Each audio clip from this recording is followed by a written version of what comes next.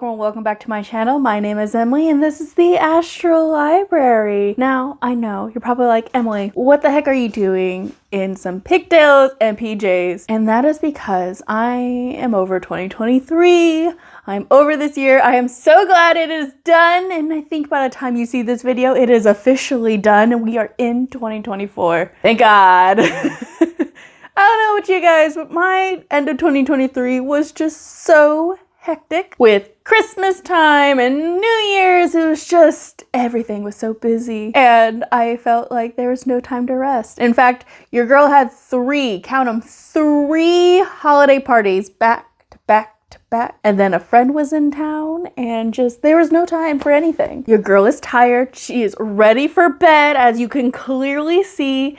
And your girl is ready to put 2023 to rest. But just because 2023 is over and done with doesn't mean this channel is over and done with, nor does it mean my reading's over and done with. We are going to be entering a brand new year with some brand new reading goals. And I thought something that'd be really fun to try this year is the 24 books for 2024 challenge. So if you don't know, this is just a yearly challenge that will span from January 1st all the way to December 31st of 2024, where I have 24 books that I plan to read throughout the entire year. And hopefully by the time we reach that December 31st mark, I will have read all 24 books. So this video, I'm going to introduce you to all 24 books that I plan to be reading. And as an added bonus, each of these books will be their own dedicated vlog. So it gives me something to make content about and something you guys can hold me accountable for to make sure that I'm actually getting all 24 books done. So you can kind of get a sneak peek of them right here in frame, but I'll give you guys a little bit of a closer up of what do these books look like. Okay, so now that you got a sneak peek of what these books are, let's actually go ahead and go through these books one by one, and I'll tell you a little bit about them and why I put them on this list. These are in no order, just all of these books I plan to read before 2024 is up. So the first book we have is Obsidio by Kristoff and Amie Kaufman. So this is the third and final book of the Illuminae files, which I'm so excited because you'll see as a kind of theme for this list, a lot of these books are either sequels of series that I'm currently reading or they're finishing up a series, and this will be one that I will finally knock off a series that I'm reading and that I've had on my TBR for a ridiculously long time. So if you don't know, the Illuminae Files is a sci-fi series by Kristoff and Amie Kaufman that is a mixed media sort of book. So in the first book, we are following two characters as they're escaping from a planet that is being invaded on, and as they're trying to outrun their invaders, something's going on with the spaceship's AI, and we learn that there's a deeper kind of conspiracy going on. And in each of these books, we kind of get a mixed media of like transcripts and like text messages and coordinates and maps that all kind of build to create this singular plot line and this image of what's going on. Book 2 focused on two different characters, and in this book I believe they all come together to kind of reach the climax of the overarching plot. So I'm not going to read you this book's particular synopsis on it just because I don't want to spoil anything if you haven't read the Illuminae Files. But if you want to see my reaction to reading the second book of this, I talked about it in both my Magical Readathon vlog as well as my end of the year catch-up book tag, which I'll leave linked in the description below and maybe pop up on screen. But yeah, so this is one of the first books on my 24 for 24 list. The second book I have is Gideon the Ninth by Tamsyn Muir. I've had this book on my TBR for an embarrassing long time. I first came across this book when I was thinking of making a podcast with friends about books and like interviewing different people and like how we met, and then at the end we would both recommend each other a book to read. And in recording some of those episodes, one of those my friend recommended me Gideon the Ninth because she heard that it was lesbians in space and piratey, which was just all up my alley. And so I got it and then never read it. And it's one of those series that's like hugely popular and beloved on BookTube and Book Talk. So especially in the last couple of years, I've been hearing a lot about Gideon the Ninth and its sequels, Harold the Ninth and Nona the Ninth, I think. So I am definitely excited to finally get to this and see if I too am gonna fall in love with the hype. But since this is the first book in the series, I can read you the synopsis so we can both get a little more familiar of like like what this book is about. So brought up by unfriendly, obsifying nuns and ancient retainers and countless skeletons, Gideon is ready to abandon a life of servitude and an afterlife as a reanimated corpse. She packs up her sword, her shoes, and her dirty magazines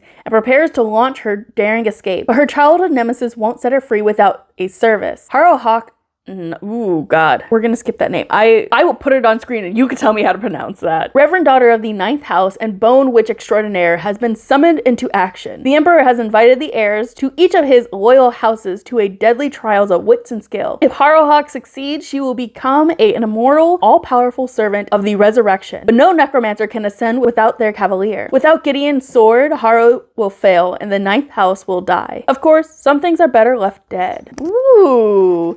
That sounds really interesting. And I hear this book is funny, like laugh out loud funny. So I am very excited to get to know Gideon because I hear she's like absolutely hilarious. And like I get like Sal the Cacophony vibes from Gideon, like just by looking at her on this cover. Like that's the sort of vibes I get. And I'm hoping I'm right because I love Sal. And if this is like Sal in like multiple forms in multiple books, I am here for it. I am actually really excited about this one. I probably might pick this one up pretty soon just because I have a little FOMO. I want to know what the hype is. The next book I have is the Ikessar Falcon by K.S. Villoso. So this is the second book in the Chronicles of the Bitch Queen series, which is a series I'd started a few years ago now. I think I want to say like 2 or 3. I had originally picked up the series because Becca in the Books had acquired it and she recommendation and just like the way she described it just like made me absolutely want to grab it, especially because the title Chronicles of the Bitch Queen just sound hilarious. And I read that first book and I was interested in it, but it was a little slow because it was a lot of setup. So it meant that it put me off picking up this book in fear that's going to be slow. I think it's going to be the opposite. Now that I've got the world from the first book, I can dive into kind of the plot in this book, especially with how chunky this thing is. I better get mostly plot. But the first book is called The Wolf of Oren-Yaro, which is a series that follows this queen who, on the night of her ascension, she murdered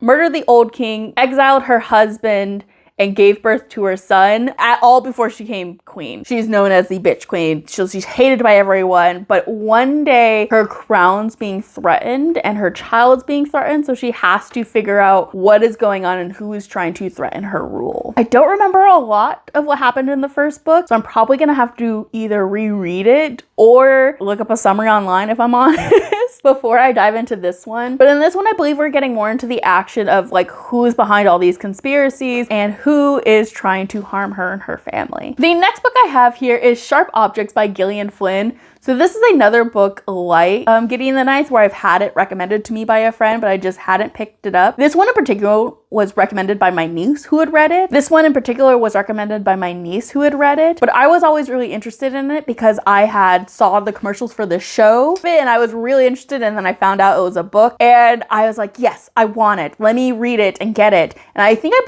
I believe I found this at a used bookstore, and relatively for cheap. And then I just never read it. I just hadn't been in a mood to pick up a thriller, and I haven't been in that mood in quite a long time. So it just kind of got left by the wayside. But this is the year. This is the year. I'm going to read this little short book that I should have read years ago. Let's go ahead and read the synopsis for this one. Fresh from a brief stay at a psychic hospital, reporter Camille Preaker faces a troubling assignment. She must return to her tiny hometown to cover the murders of 2 preteen girls. For years, Camille has hardly spoken to her neurotic, hypochondriac mother or to the half-sister she barely knows, a beautiful 13-year-old with an eerie grip on the town. Now installed in her old bedroom in her family's Victorian mansion, Camille finds herself identifying with the young victims a bit too strongly. Dogged by her own demons, she must unravel the psychological puzzle of her own past if she wants to get the story and survive this homecoming. I just realized I knew nothing about the show or what this book was about, but this does sound very interesting. So we have a reporter who is just fresh out of the psych hospital for whatever breakdown that led her there, and she now has to go back to a hometown that she's been avoiding, it seems, for many years to cover a murder of 2 girls that she somehow connects with. This seems like it's going to be a story filled filled with layers upon layers, and I hope the mystery is as good as it sounds. The next book we have is the Bromance Book Club by Lindsay K. Adams. This is another book I got because I had FOMO. I am not a contemporary reader, and I'm for sure not a contemporary romance reader by any stretch of the imagination, but everyone and their mother was talking about these books and how funny they were and how cute they were, and I love the premise. From what I understand, that we are following a group of guys whose marriages and relationships are all falling apart, and they decide to kind of create a therapy group and like a self-help group where they read romance novels to kind of fix their relationships. It sounds just the right amount of ridiculous that it's enticing enough for me to want to pick it up. So the back of this one reads, the first rule of book club is you don't talk about book club. Nashville legend's second baseman Gavin Scott's marriage is in major league trouble. He's recently discovered a humiliating secret. His wife, Thea, has always faked the big O. When he loses his cool at the revelation, it's the final straw on their already strained relationship. Thea asks for a divorce, and Gavin realizes he let his pride and fear get the better of him. Welcome to the Bromance Book Club. Distraught and desperate, Gavin finds help from an unlikely source, a secret romance book club made up of Nashville's top alpha men. With the help of their current reads, a steamy Regency novel titled Courting the Countess, the guys coach Gavin on saving his marriage, but it will take a lot more than flowery words and grand gestures for this hapless Romeo to find his inner hero and win back the trust of his wife. Okay, so this was pretty much what I thought it was, where we have a group of guys, they're all like this like big macho kind of presence, reading these like cheesy little romance stories and trying to fix their marriage based on them. I've heard that even though it does sound like a very stupid premise, that it's actually pretty fun and pretty sweet in how they tackle it. And just look at this cover. This cover is so cute and so enticing. Like, how could you not want to pick this up? I'm a sucker for good covers and some relatively good marketing here on BookTube and Book Talk. So I'm hoping I really like this one. And even though it's not my typical type of read, I'm hoping to branch out. If this one's good, maybe I'll branch out to try some other really good contemporary romances. The next book we have is another book in a series, and that is Days of Blood and Starlight by Laini Taylor. So this is the second book in the Daughter of Smoke and Bone trilogy, and it is a series that I started way back in like 2019, I want to say. Possibly towards the end of 2018. When I was in Ohio getting my master's, I randomly went to a library one day and I said, you know what, I'm gonna read Daughter of Smoke and Bone. And I did. And I actually kind of liked it because it was a YA series that I had missed growing up, but was still widely beloved by like people now. Even now, people still love that series. And the premise was really interesting because we're following an art student in Prague whose life starts getting like more mysterious as like supernatural creatures begin to bleed into her life, particularly angels and demons and just like other magical creatures. I adored the first book because not only was it set in Prague, a place I've always wanted to go, and a place you don't see very often in YA literature, and with just this like this very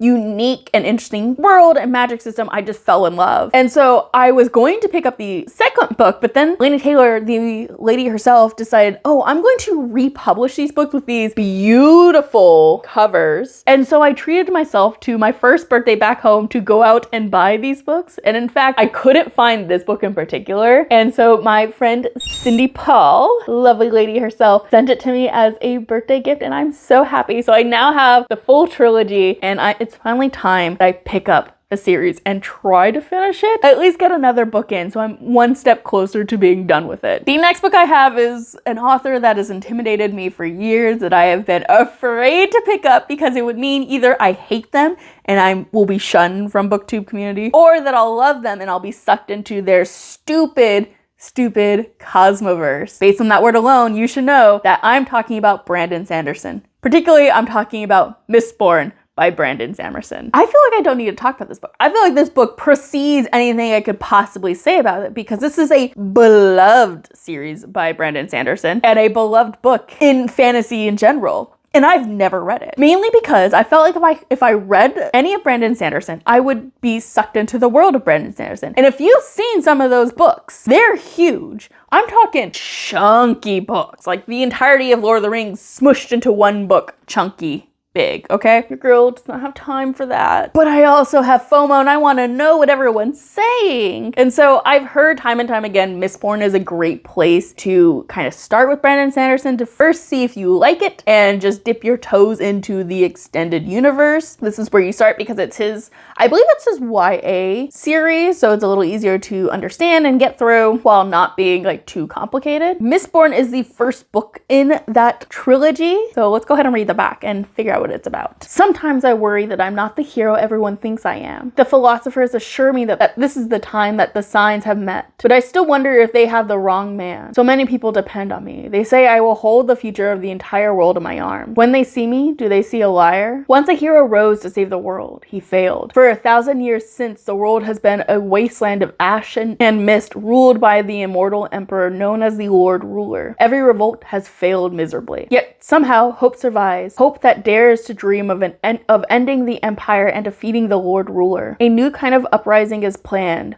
one that depends on the cunning of a brilliant criminal mastermind and the determination of an unlikely heroine, a teenage street urchin named Vin. When a hero rose to save the world and failed, can a young heroine succeed? I love fantasy with a female protagonist, and this is like the fantasy with a female protagonist, so I'm very excited to read it. And I've heard that the magic system in this world is very interesting and very unique, so I love a good magic system, so I'm hoping that I will love this magic system and again fall in love with the world. I do own the first 2 books in this series, and I believe it's only a trilogy, or rather it's like a trilogy and then I had like a sequel trilogy. Don't quote me on that. I don't know. I'm trying to avoid the Brandon Sanderson pit hole, but I might fall into it after reading this book. Who knows? Next up, I have another thriller book, and that is The Crow Girl by Erik Axel Sund. I hope I pronounced that right. This is a book that I kind of just came across randomly when I was working in a bookstore, and like a college campus bookstore, and some teacher had like actually assigned this for their kids to read, and I just loved the cover of it, and I was interested, and it was a thriller that at the time when I read the back, it sounded really interesting, so I put it on my own list and I got it as a Christmas present. And I really love Swedish Norwegian mysteries of thrillers. Ever since I read The Girl with the Dragon Tattoo, I just like fell in love with that type of like storytelling and how they tackle thriller and mysteries. So I'm very interested in seeing if that continues with The Crow Girl. So the plot for this one is, in a Stockholm city park, police find the tortured body of a young boy. Then they find 2 more, and it becomes clear that they are facing an extraordinary case and an extraordinary twisted killer. Detective Superintendent Jeanette Kilberg heads the investigation, battling an apathetic prosecutor and a bureaucratic police force. She turns to the therapist Sofia Zetterlund for her expertise in psychopathic predators, and under the pressure of the investigation, their lives become inextricably entwined. As the 2 women move towards the truth about the killings, they begin to discover a hideous evil at work, and it's much closer to them than they think. Mesmerizing and explosive, The Crow Girl is a tale of an almost unfathomably heinous deeds and of the catastrophic damage and the profound need for revenge left in their wake. Ooh, a revenge story. I love a good revenge story. And the thriller sounds, I think I'm back in my thriller era because these sound so interesting, and I feel like it's been so long since I've read a really good thriller book. And I think this is gonna be good. I love a good murder mystery, and particularly investigation stories. I don't know what it is. Also drawn to them in TV shows like Law & Order SVU or like Chicago Fire. I just love a good procedural. Do not ask me why. Could not tell you, but this book sounds right up my alley, and excited to get back into my thriller life because it's been a few minutes, so I've been just like knee deep in fantasy all the time, every day. Definitely trying to get some thrillers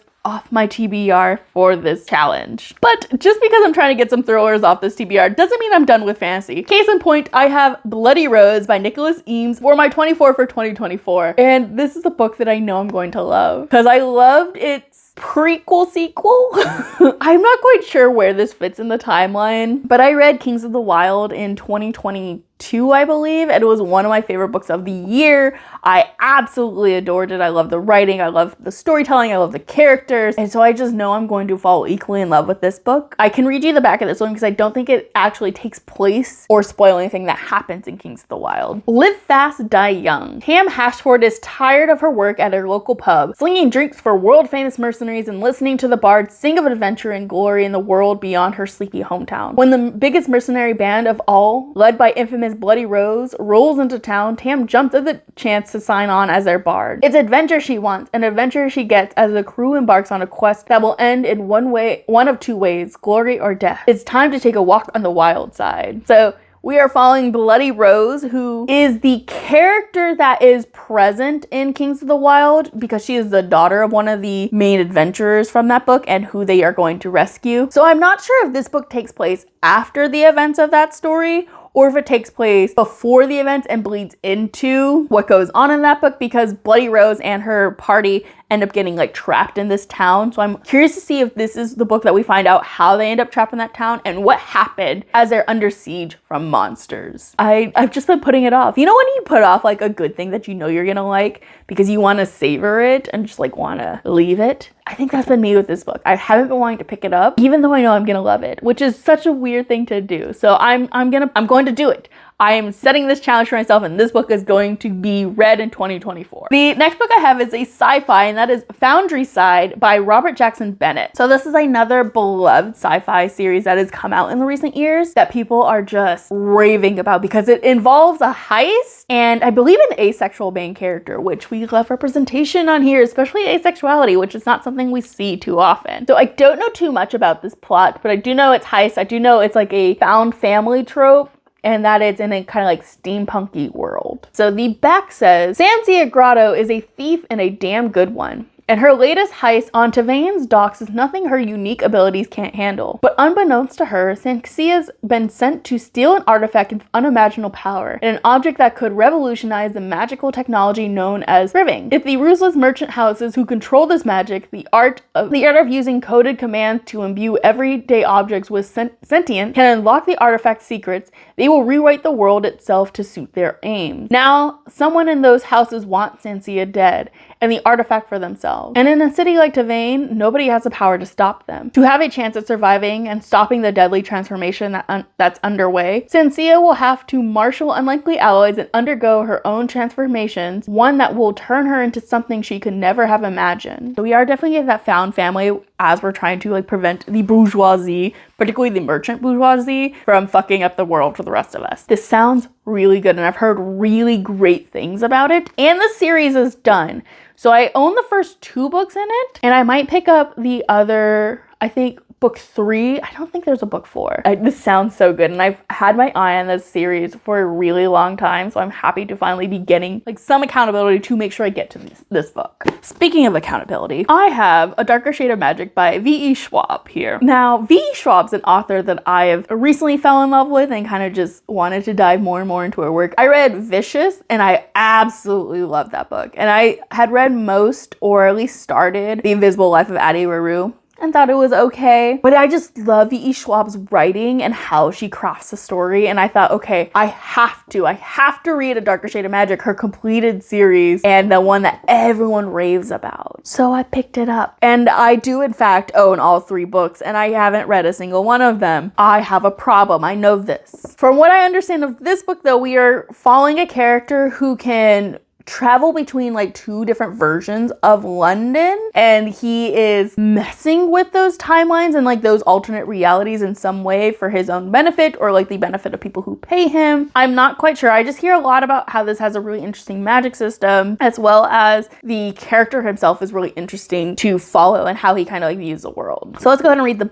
back of this book because it is the first book in the series. Welcome to Grey London, dirty and boring without any magic, with one mad king, George III. Then there is Red London, where life and magic are revered, and White London, a city slowly being drained through magical war down to its very bones. And once upon a time, there was a Black London, but no one speaks of that now. Officially, Kel is the Red Traveler, one of the last magicians who can travel between the worlds, acting as ambassador and messenger between the Londons in the service of the Marish Empire. Unofficially, he's a smuggler, which is a dangerous hobby for him to have, as proved when Kel stumbles into a setup with a forbidden token from Black London. Fleeing into Grey London, Kel runs afoul of Delia Bard, a cutpurse with lofty aspirations who first robs him, then saves him from a dangerous enemy, and then forces Kel to spirit her to another world for a proper adventure. But perilous magic is afoot and treachery lurks at every turn. To save all of the worlds, they'll first need to stay alive. Okay, so this is another kind of like heisty book where we have a character running between different versions of London's as people are, of course, after them and whatever they stole. So this sounds very interesting. I'm very intrigued by all these different versions of London and this particular Black London, which has been a kind of like mystery for all this time. I'm excited for this, especially because this is a very beloved series by V.E. Schwab and one that she's returned to, I think, in recent years. I know she's republished these books to have different covers, and I think that's because she is either writing more books in the series or writing a sequel series that's attached to it. I don't know if I will read those, but I definitely plan to at least read this first book to see how I like it and potentially read books 2 and 3 and just get the original trilogy out of the way. All right, we're starting to get into some of the bigger books. And the first of that is The City of Brass by S.A. Chakraborty. This is a chunker, but it's also a book I've heard nothing. And I'm serious, like I haven't heard a damn bad thing about this book. I've heard only people praising it and talked about how much they love it. And I, of course, bought into the hype and bought books 1 and 2. And I'm searching for book 3 currently because I want to know why everyone is so obsessed with these books. But I've just heard nothing but good things. And I'm so excited to get into them. I'm trying not to let the hype like get too ahead of myself because then I just find things to nitpick in a book because I'm like, why is that so popular? This wasn't that good. I don't want to be that person. I'm trying not to let those expectations get in the way of my reading, but it does make me excited to pick up a book that everyone is really liking. The back of this one reads, on the streets of 18th century Cairo, Nari is a con woman of unsurpassed skill. She makes her living swindling Ottoman nobles, hoping to one day earn enough to change her fortunes. But when Nari accidentally summons Dara, an equally sly, darkly mysterious Jinn warrior during one of her cons, she learns that even the cleverest of schemes can have deadly consequences. Forced to flee Cairo, Dara and Nari journey together across hot, windswept sands, teeming with creatures of fire and rivers, where the mythical myriads sleep, past ruins of once magnificent human metropolises and mountains where the circling birds of prey are more than what they seem to Davenbod, the legendary city of brass. It's a city steeped in magic and fire where blood can be as dangerous as any spell. A city where old resentments run deep and the royal court rules with a tenuous grip. A city to which Nari is irrevocably bound, and her very presence threatens to ignite a war that has been simmering for centuries. That sounds so interesting. So we have a djinn, and we have possibly some secret royalty, and we have war and political intrigue. Oh my god, I see why everyone's obsessed with this. That sounds so amazing. And I love that this is set in Cairo in this Ottoman Empire because it's not a setting we see often. Everything's Roman based, which is boring. Give me something else. And I feel like this book is really going to deliver that. I'm very excited. This sounds very good. And I do feel like this is going to be a book that I'm going to immediately want to dive into the second one. So I'm glad I at least have that one ready to go. Okay, these next set of books are in the same vein as my Brandon Sanderson Mistborn pick because it's books that I bought that I've heard nothing but good things about and authors I've heard nothing but good things about, but I'm intimidated as hell. And the first one is The Blade Itself by Joe Abercrombie, which is a series that strikes fear in my heart, really and truly, because it's so big, it's so beloved, and it's so hyped, and I worry that I'm going to hate it. I really and truly worry that I'm going to hate these series, and I have no idea why. I could not tell you what makes me so afraid, other than the fact that this is a widely beloved series, and it never has it's never crossed my path as something I'd be drawn to. Joe Abercrombie is one of the authors that I've just picked up one of the books in his series to start with. So that is The Blade Itself, the beloved book of the, what is the series called? The First Law trilogy. So I've heard nothing but good things about it, and I'm gonna dive in. I'm going to try Joe Abercrombie as well as a couple other authors. So let's see if we can find a synopsis on this book because it's not on the back. There's the man himself to intimidate me as I open this book. Love that. Logan Ninefinger, infamous barbarian, has finally run out of luck. Caught in one feud too many, he's on the verge of becoming a dead barbarian, leaving nothing behind him but bad songs, homes, dead friends, and a lot of happy enemies. Nobleman, dashing officer, and paragon of selflessness, Captain Jezel Van Luther has nothing more dangerous in his mind than fleecing his friends at cards and dreaming of glory in the fencing circle. But war is brewing, and on the battlefields of the frozen north, they fight by altogether bloodier rules. Inquisitor Glokta, crippled torturer, would like nothing better than to see Jezel come home in a box. But then Glokta hates everyone. Cutting treason out of the Union, one confession at a time, leaves little room for friendship. His latest trail of corpses may lead him right to the rotten heart of government, if he can stay alive long enough to follow it. Enter the wizard Bayaz, a bald man with a terrible temper and a pathetic assistant. He could be the first of the Magi. He could be a spectacular fraud. But whatever he is, he's about to make the lives of Logan, Jezel, and Glokta a whole lot more difficult. Murderous conspiracies rise to the surface, old scores are ready to be settled, and the line between hero and villain is sharp enough to draw blood. This sounds like a D&D adventure book, where we're having an unlikely party of a barbarian, a wizard, and a rogue thrown together because someone is going to fuck with their life. If that doesn't sound like D&D, what does? I'm here for it. I love D&D, and I love a good kind of like fantasy adventuring party, which this sounds like it's going to be. I hope it's good. I hope I love it. I hope it's bloody and just kind of like balls to the wall fun. I think that's what I need from this to like super enjoy it. I also hear it's like grim dark fantasy, so it gets pretty dark, and I'm here for that. The next in the series of authors that intimidate me, we have John Gwynne with the Shadow of the Gods. Another thick fantasy, another beloved fantasy that I'm so afraid of. I'm so afraid of it. I couldn't even tell you why. Again, I couldn't tell you why I'm afraid of these authors and these books, but I just am. And this is the year I conquer that fear and at least dip my toes in, because maybe I'm gonna find some authors I am super in love with. So The Shadow of Gods is about when the gods fought. It was a battle so savage they destroyed themselves, leaving nothing but their bones and the broken lands of Virgrid in their wake. Now, as the whispers of war echo of the fjords and across the plains, fate follows in the footsteps of three warriors: a huntress on a perilous quest, a noblewoman pursuing battle fame, and a thrall seeking retribution among the mercenaries known as the Bloodsworn. All three will change the course of the world as it once more falls under the shadow of the gods. Ooh, that is three female characters, right? We have a noblewoman, a huntress, and a thrall. Two female characters. Yes, I love female-led fantasies. And this sounds like we at least get two main female characters. I'm here for it. I love it. I'm a little worried about a man writing a woman. I'm sorry, I am. But I'm intrigued. I'm very, very intrigued. And even though this is going to be a multi-POV story, which I notoriously hate, I think it could still work out because we are looking at different characters who seem to be like kind of their journeys merged together. So I'm hoping it's still very exciting and very good. Also a little D&D-esque, a little less D&D, more like traditional fantasy, but still seems like it's gonna be a lot of fun. Last author I'm super intimidated by. Another beloved series. Another major hitter in the fantasy genre. And that is The Shadows of What Was Lost by James Islington. Look at how thick this book is. And this is the first book in a trilogy. This is the first book in the Lycanus trilogy. Look at that flop though. That's a floppy book. I love a good floppy paperback because I'm going to need flop to hold this book in my hand as I read it. I know nothing what this book is about. It's pretty. Like, look at that. Look at that. That's so pretty. What is it about? Who knows? Let's read. A destiny calls. A journey begins. It has been 20 years since the godlike arguers were overthrown and killed. Those who once served them, the gifted, were spared only after accepting the rebellion's four tenets, which vastly limited their powers. Devian suffers the consequences of a war lost before he was even born. When he discovers that he wields the forbidden power of the arguers, he sets into motion a chain of events that will change everything. To the west, a young man whose fate is intertwined with Davian's wakes up in a forest covered in blood with no memory of who he is. And in the far north, the ancient enemy begins to stir. Ooh, so this leans more towards traditional fantasy plotline. So we have a chosen one type of character who's born with all these powers. We have someone who's intertwined with him, probably some sort of guardian, it seems like, that awakens,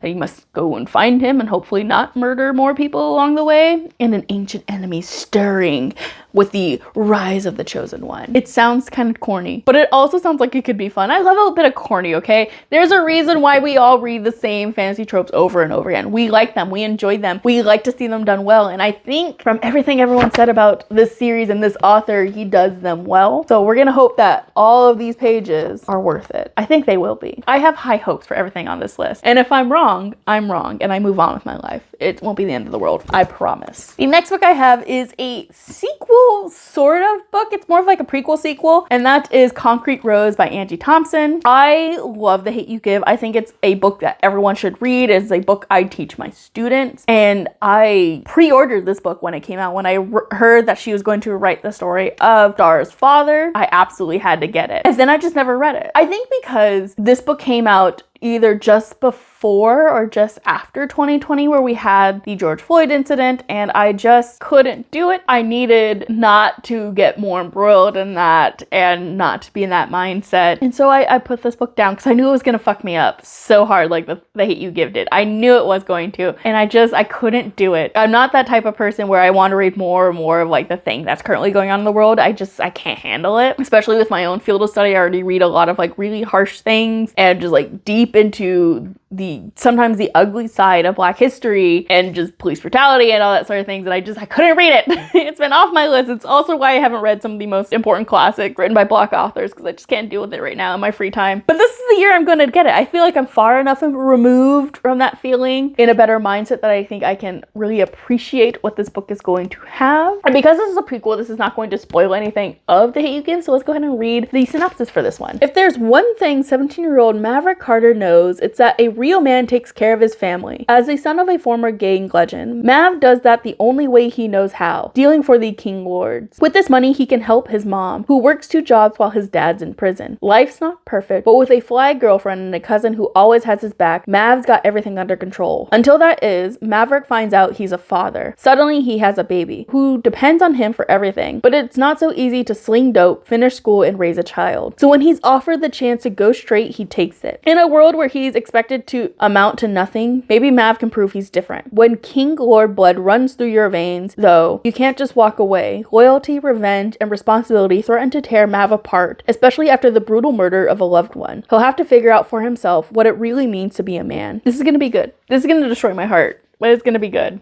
I just know it. I have no more words to say about this book other than I know it's going to be so great, and I know I'm going to fly through it and cry my eyes out. So that's going to be a fun vlog for you guys to watch. I'm going to make a fool of myself reading this book. The next book I have is another contemporary, and that is Emergency Contact by Mary H.K. Choi. So I have all, if not most, of Mary H.K. Choi's books in my library because I've heard nothing but amazing things about it, and Emergency Contact was actually my longest one that I've owned. I used to see this book all the time when I'd go with my friend to Target, and just the cover alone drew my eye to it. I love the art style, I love the gold on it, I love the illustration of the 2 individuals, and the premise sounded just so interesting. So I believe we're following 2 strangers who are depicted here on the cover as they write each other down as their emergency contact after they meet one night, and they have no one else in this world, so they just kind of say, I'll be your emergency contact if you'll be mine, and they start growing closer over the years because of it. I don't know if it's a romance. I think it is, but I think it goes a lot deeper than that for their relationship, so I'm very excited. And I hear that all of Mary H.K. Choi's books like just leave you fucking wrecked, and I think that's also why I've been avoiding it. So it's time. We're gonna do it. So let's go ahead and read the synopsis for this one. For Penny Lee, high school was a total non-event. Her friends were okay, her grades were fine, and while she'd somehow landed a boyfriend, they never managed to know much about each other. Now Penny is heading to college in Austin, Texas to learn how to become a writer. It's 70 miles and a zillion light years away from everything she can't wait to leave behind. Sam's stuck, literally, figuratively, emotionally, and financially. He works at a cafe and sleeps there too, on a mattress on the floor of an empty storage room upstairs. He knows that this is a god-awful chapter of his life that will serve as inspiration when he's a famous movie director. But right this second, the $17 in his checking account and his dying laptop are really testing him. When Sam and Penny cross paths, it's less meet cute and more collision of unbearable awkwardness. Still, they swap numbers and stay in touch via text and soon become digitally inseparable, sharing their deepest anxieties and secret dreams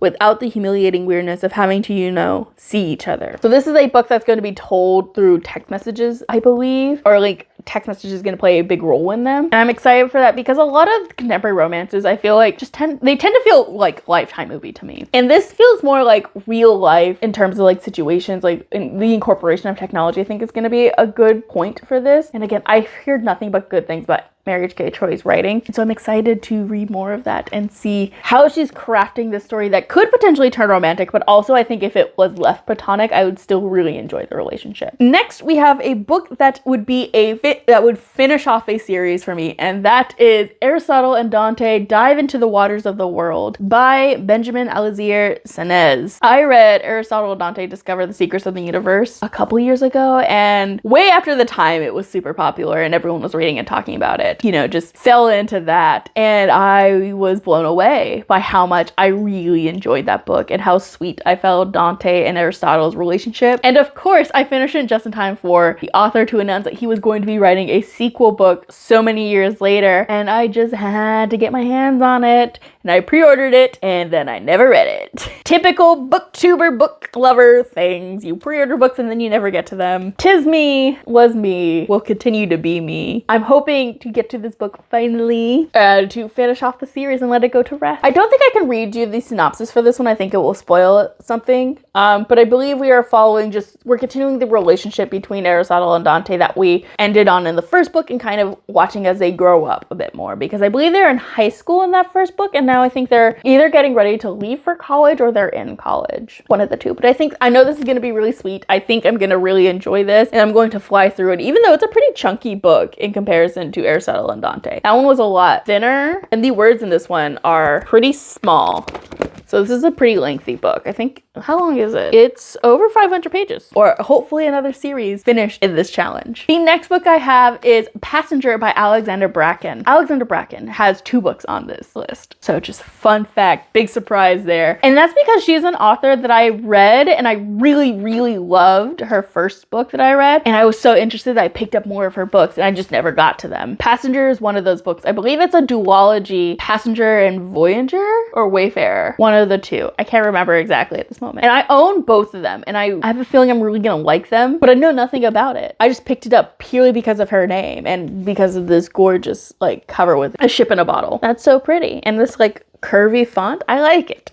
It's appealing to the eye, and I loved her writing. But that's about everything I know about this book. And so I think it's finally time that I try to get her either more integrated into my library or get her out of my library. So let's go ahead and read the synopsis for this book. Passage. Noun. 1. A brief section of music composed of a series of notes and flourishes. 2. A journey by water, a voyage. 3. The transition from one place to another, across space and time. In one devastating night, violin prodigy Etta Spencer loses everything she knows and loves. Thrust into an unfamiliar world by a stranger with a dangerous agenda, Etta is certain of only one thing. She has traveled not just miles, but years from home. And she's inherited a legacy she knows nothing about from a family whose existence she never heard of. Until now. Nicholas Carter is content with his life at sea, free from the ironwoods, a powerful family in the colonies, and the servitude he's known at their hands. But with the arrival of an unusual passenger on his ship comes the insistent pull of the past that he can't escape, and the family that won't let him go so easily. Now the Ironwoods are searching for the stolen object of untold value, one they believe only Etta, Nicholas's passenger, can find. In order to protect her, he must ensure she brings it back to them, whether she wants to or not. Together, Etta and Nicholas embark on a perilous journey across centuries and continents, piecing together clues left behind by the travelers who would do anything to keep the object out of the Ironwoods' grasp. But as they get closer to the truth of their search and the deadly games of the Ironwoods are playing, treacherous forces threaten to separate Etta not only from Nicholas, but from her path home forever. That sounds a lot more interesting than I thought it was. I love music in books and in TV shows and in movies. Music in anything, I love. And so the fact that we're getting like violin, one of my favorite instruments, kind of playing a role in this, and we have a violinist, which I know Alexander Bracken, that music's gonna be embedded in this. I know it. We have like this like piratey type of feeling going across space and time, which is really interesting, and I hope it's not convoluted. No, this sounds, I can see why I picked this up so many years ago. Not only for the author's name, but the story itself sounds interesting, and I do think I'm going to really enjoy it as soon as I just like give myself a chance to like get into the world. And of course, the next book we have is another heavy hitter in the fantasy genre, and that is Assassin's Apprentice by Robin Hobb. If you follow the Peruse project. You know about this book. Reagan loves this book, and I'm a huge fan of Reagan. And so I too became so intrigued about this book. And I believe Becca in the Books did a whole series where she was reading this series, and everyone was reading the last book and they were crying and talking about how it was like years in the building to get to that point. And I want to know, damn it, I want to know why everyone's crying. I want to know why everyone loves this series. And so I bought this version of the book. You can see this is the beautiful illustrated edition. So we have throughout, so we get like these like really pretty title pages, and we get illustrated images to go. So I thought, if I'm gonna read a beloved classic, why not get it in this really pretty edition? And so I did. And so I have it. And so I'm going to read The Assassin's Apprentice finally, and perhaps start my journey on the Robin Hobb universe, which spans 20 books, I want to say. It's a lot of series. You read them in publishing order, so I couldn't tell you what the series order is right now, but there's a list. I'm gonna read it, hopefully, if I love this one. If I don't love this book, I'm going to be very sad, but I do think I'm going to love it because I do pretty much align with Becca's taste. So I think I'm going to love this book and fall in love with it. So let's go ahead and read what this book is about in case you don't know. I have a general idea of what this book about, that we're following this young boy as he trains to become assassins, and we're following him for many, many years. There's no synopsis for this book. So I'm gonna do my best to tell you what this series is about to my knowledge. So we are following Fitz as a young boy who gets adopted by this assassin, and he is trained. So in this book in particular, we're following the early journey of Fitz becoming that assassin and becoming the assassin's apprentice, hence the title, and just like his early life, where what led him to being an orphan, as well as what is his life like during his apprenticeship to the assassin, which I believe is quite hard. So I believe this is only the first few years of his life, and in the two other books in the series, we go from him being like a teenager to an adult. I don't know too much about this, and I think I'm gonna leave myself pretty ignorant of what's going on, just because I want to experience this world completely blind. I want to just go in and explore and dive and get to know these characters, particularly since Fitz is a character we're going to be following for so many years. The next book I have is another booktube and book talk beloved, and that is Babel by R.F. Kuang. So I do have the Fairy Loot edition, which is like my beloved possession, and I don't think I will read this edition just because I don't want to mess it up. I've heard nothing but great things about this book. I hear it is a dark academia book, but it's also a book that critiques academia, which is right up my alley. I love a good critique on academia. Even though your girl is like heavily entrenched in academia, she knows how shitty it is and how hurtful it can be and how it's a product of colonization. And I hear that this book deals with all of that, and I'm excited for it. I had a friend read it earlier this year and they said it was amazing, so I'm even more excited to read what this is about and kind of get diving into it. But let's go ahead and read the synopsis. Ooh, look at these books! Look at this end pages! I forget how beautiful this edition is. Like, look at that. That's so pretty. I cannot read this edition. I'm going to ruin this book if I read this edition, and that cannot happen. Distraction aside, let's go ahead and read what this book is about. An act of translation is always an act of betrayal. Oxford, 1863, the city of dreaming spires. It is the center of all knowledge and progress in the world. And at its heart is Babel, Oxford University's prestigious Royal Institution of Translation, the tower from which all the powers of the empire flows. Orphaned in Canton and brought to England by a mysterious guardian, Robin Swift thought Babel a paradise, until it becomes a prison. But can a student stand against an empire? That was a very brief glimpse into what this book is about, but I believe we are following Robin, who is brought to this institute in academia in Oxford and is essentially being colonized through language and translation, and him finding fault in that and fighting against it for the most part. I don't think this is a fantastical book. I think this is just straight, not contemporary, but like set in our world and definitely dealing with real world academia problems. So I'm very excited to get into this and to just see how R.F. Kuang is dealing with this, because R.F. Kuang's an amazing writer who tackles a lot of hard, like really serious topics and really prevalent topics and things that we don't think about, like academia or like the publishing industry, like she did with Yellowface. So I'm very excited to read this. Not this edition. Again, I'm not messing up this edition. If I mess up this edition, I'm going to cry. All right, up next I have the second Alexander Bracken novel, and that is Lore by Alexander Bracken. So you can kind of see I've started this book, but I haven't finished it. And I'm like barely starting it. This is another book that I want to read to, one, see if I want to include Alexander Bracken as like an integral part of my library, or if I should really be filtering these books out. This one in particular is Greek god-based, and I love some Greek mythology. I really, really and truly do. And in this book, from what I remember, we are following our main character Lore as she gets involved in this trial that the gods go through every year, where one of them is forced to become mortal and they're being hunted by the rest of the gods, and she gets drawn into that battle, and she's supposed to help out the goddess Athena, I believe, to survive during her trial. But Lore is someone who's not liked by the gods. I can't remember why, and I don't think I learned why, but she's somehow dragged into this and must help out this god, and at the same time is being hunted by other humans who, if they succeed in killing the god, they themselves get to replace the god. So it's this very harrowing and fast-paced trial that we must avoid and get through. Where I had stopped, we hadn't really gotten to like the action of the story. It was still very much the build-up, which is what you would expect in a story like this. At least the first 100 pages are always going to be that setup that you need to kind of like take off, and I just never reached that taking off point, and I had it set it down for another reason. A lot of things going on, a lot of intriguing things that I think I really could love if, again, I just get over that hump of get through the build-up and then I'll be in the action, which I think I'm literally almost there. I was at 74 pages, so I could get past that and continue on.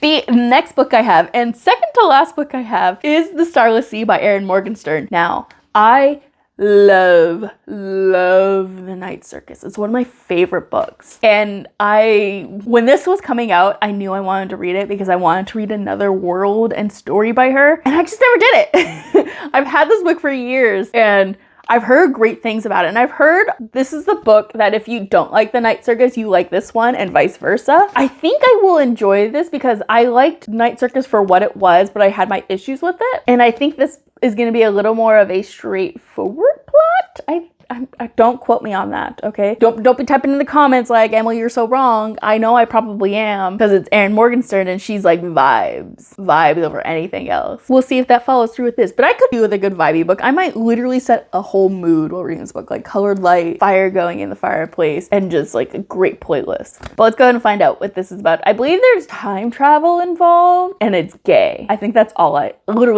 know. Far beneath the surface of the sea, upon the shores of the Starless Sea, there's a labyrinth collection of tunnels and rooms filled with stories. The entryways that lead to this sanctuary are often hidden, sometimes on forest floors, sometimes in private homes, sometimes in plain sight. But those who seek will find. Their doors have been waiting for them. Zachary Ezra Rollins is searching for his door, and though he doesn't know it, he follows a silent siren song and an inexplicable certainty that he is meant for another place. When he discovers a mysterious book in the stacks of his campus library, he begins to read as entranced by a tale of lovelorn prisoners, lost cities, and nameless acolytes. Suddenly, a turn of the page brings Zachary to a story from his own childhood, impossibly written in this book that is older than he is. A bee, a key, and a sword emblazoned on the book lead Zachary to two people who will change the course of his life. Maribel, a fierce pink-haired painter, and Dorian, a handsome barefoot man with shifting alliances. These strangers guide Zachary through a masquerade party dances and whispered backroom stories to the headquarters of a secret society where doorknobs hang from ribbons, and finally through a door conjured from paint to the place he has always yearned for. Amid twisting tunnels filled with books, gilded ballrooms, and wine-dark shores, Zachary falls into an intoxicating world soaked in romance and mystery. But a battle is raging over the fate of this place, and though there are those who would willingly sacrifice everything to protect it, there are just as many intent on its destruction. As Zachary, Maribel, and Dorian, it continues, venture deeply into the space and its histories and myths, searching for answers and one another, a timeless love story unspools, casting a spell of pirates, painters, lovers, liars, and ships that sail upon a starless sea. Even just the description sounds so beautiful. I don't know what it is about Erin Morgenstern's writing, because normally I hate flowery and purple prose, but there's just something about the way she weaves words makes me fall in love with writing all over again and storytelling. And I think this is going to be a book that does that just as much as The Night Circus did. All right, last book. So the last book I have is American Gods by Neil Gaiman. So earlier this year, I read The Graveyard Book, which is my first ever Neil Gaiman book, and I decided I finally wanted to read his more adult work. So I'm going to start with American Gods because the HBO show, I believe it was, I only watched the first season and it didn't go through the entire book like Good Omens did. So I feel like there's a lot more for me to learn and witness than if I were to read Good Omens first, which I feel like I know the story pretty much. So this is the one that has like the more mystery and more adventure for me to dive in. So Neil Gaiman is a beloved author and a weird author, but also again, a beloved author with some really good stories and who my friend Sarah is dying for me to read more of. So I figured why not start with American Gods book. So let's go ahead and see what this book is actually about. The storm was coming. Shadow spent 3 years in prison, keeping his head down, doing his time. All he wanted was to get back to the loving arms of his wife and stay out of trouble for the rest of his life. But days before his scheduled release, he learns that his wife has been killed in an accident and his world becomes a colder place. On the plane ride home to the funeral, Shadow meets a grizzled man who calls himself Mr. Wednesday. A self-styled grifter and a rogue, Wednesday offers Shadow a job, and Shadow, a man with nothing to lose, accepts. But working for the enigmatic Wednesday is not without its price, and Shadow soon learns that his role in Wednesday's schemes will be far more dangerous than he could have ever imagined. Entangled in a world of secrets, he embarks on a wild road trip and encounters, among others, the murderous Surzenbog, the impish Mr. Nancy, and the beautiful Easter, all of whom seem to know more about Shadow than he does himself. Shadow will learn that the past does not die, that everyone, including his late wife, has secrets, and that the stakes are higher than anyone could have imagined. All around them, a storm of epic proportions threatens to break. Soon, Shadow and Wednesday will be swept into a conflict as old as humanity itself. For beneath the placid surface of everyday life, a war is being fought, and the prize is the very soul of America. So, this summary actually respects memory. It's not just Greek gods, it's all deities. So anyone, like any belief system, I believe, is included in this. So I think that's gonna be really interesting and which would be a little different than reading lore. So I am very intrigued by this. I don't know. I'm really curious to see how Neil Gaiman holds like my attention in an adult book versus how he did in a children's book. I think this will be a really good thing to read in my 24-24,